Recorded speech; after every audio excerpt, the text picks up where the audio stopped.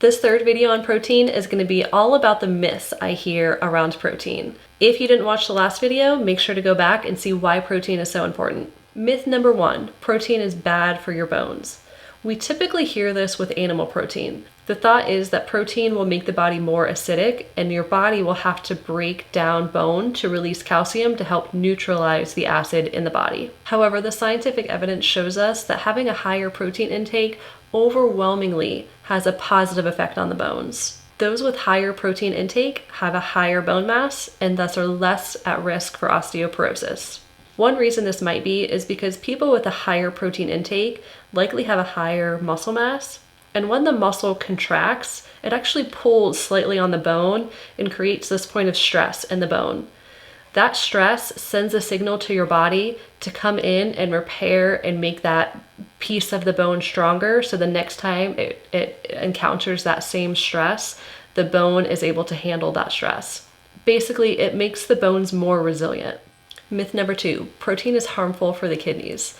This is one of my biggest pet peeves because this is one myth that's still perpetuated in the field of nutrition and dietetics, and it drives me crazy. This myth comes from the benefit that we see in patients that reduce protein intake that have chronic kidney disease. It is true that people with chronic kidney disease or other kidney conditions might have to reduce their protein intake. The decrease in protein intake for these patients is really to try to help decrease the burden put on the kidneys.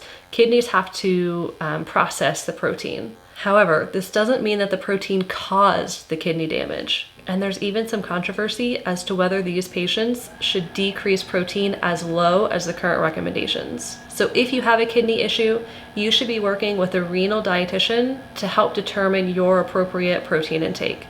But if you're healthy, a high protein intake will not damage your kidneys. There is significant scientific evidence that a protein intake of 3 to 4 times the RDA is not harmful to the kidneys. Myth number 3. Plant protein is just as good, if not better, than animal protein. There are some plant foods that are high in protein, like soy products like tofu, tempeh, and edamame, as well as beans and lentils. But compared to animal products like meat, these plant proteins are still inferior when you're looking at quality and quantity of protein. Let's look at quantity first. You can get more protein for the same amount of calories from meat compared to plant foods. Meat in general has about 7 grams of protein per cooked ounce.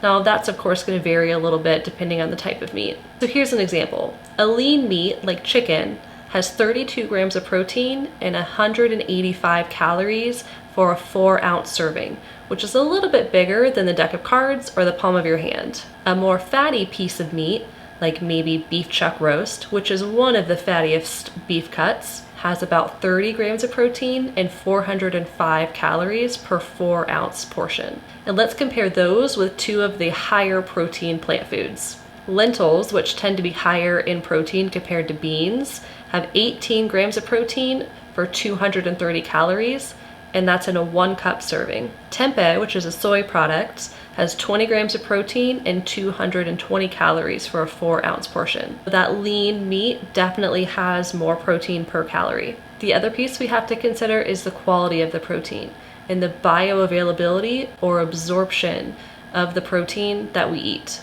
To keep it simple, let's just look at the leucine content. Leucine is an amino acid that's most responsible for muscle protein synthesis. Basically the process that your body needs to initiate for your body to repair, restore, and build muscle. That 4-ounce piece of chicken has 2.6 grams of leucine. The 4-ounce piece of beef has 2.4 grams of leucine. The 1 cup of lentils has 1.3 grams of leucine, and the 4 ounces of tempeh has 1.6 grams of leucine. You can tell that the meats have much higher leucine compared to the plant foods. Per meal, your leucine intake should be about 2 to 3 grams. This is making sure that you're getting enough overall protein and quality protein that your body is actually able to utilize that protein to help build and repair muscle. And leucine is just one indicator of overall protein quality. In the next video, we'll go over where to get protein and tricks to help you increase your protein intake.